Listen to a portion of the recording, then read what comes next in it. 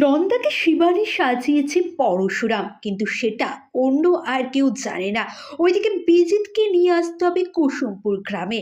নন্দা বললে বিজিত আসবে না, পরশুরাম বললেও বিজিত আসবে না। তাহলে কে বা কারা বললে বিজিত কুসুমপুর গ্রামে ছুটে চলে আসবে?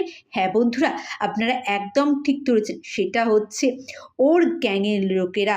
প্রতাপ, করিম, এরা যদি বিজিতকে ফোন করে বলে যে বিজিত এখানে সত্যি শিবানী এসেছে, শিবানীর সাথে আজকে তোর বিয়ে, তুই আয়, শিবানী তোর জন্য অপেক্ষা করছে, তখনই বিজিত আসবে।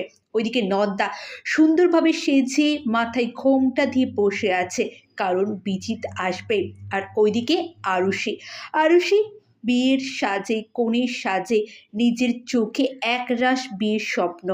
আর বিজিত বর সেজে যেই মণ্ডপে হাজির হলো বিজিত, অমনি বিজিতের কাছে একটা ফোন গেল। ফোনটা এসেছে কুসুমপুর থেকে। প্রতাপ ফোন করে বিজিতকে বলছে, বিজিত যত তাড়াতাড়ি সম্ভব তুই এখানে আয়, এখানে শিবানী তোর জন্য অপেক্ষা করছে। বিজিত, এখানে শিবানী এসেছে সত্যি। বিজিত বলে, তোদের কি মাথা খারাপ হয়ে গেছে? শিবানী মারা গেছে, কোথা থেকে আসবে ও? প্রচণ্ড রেগে গেল বিজিত। তারপরই দৌড়ে কুসুমপুর এসে আসতে থাকে, আর তার সাথে আসে মুখার্জি পরিবারের সকলে। বিজিত তো প্রথমে এই মুখে ঘোমটা দেওয়া মেয়েটিকে দেখে বলে, কে তুমি? হ্যাঁ, কে?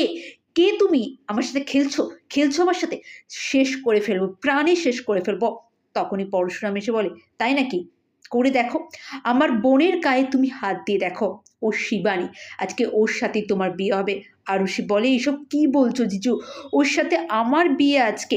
তখন পরশুরাম বলে, না, কিচ্ছু করার নেই, এটাই সত্যি, শিবানী বিজিতের বউ। ওইদিকে বাড়ির প্রত্যেকে জানতো বিজিত কতটা লম্পট নোংরা একটা ছেলে, কিন্তু তাও সবাই বাড়ির নিজেদের মেয়েকে তার হাতে তুলে দিতে চাইছিল।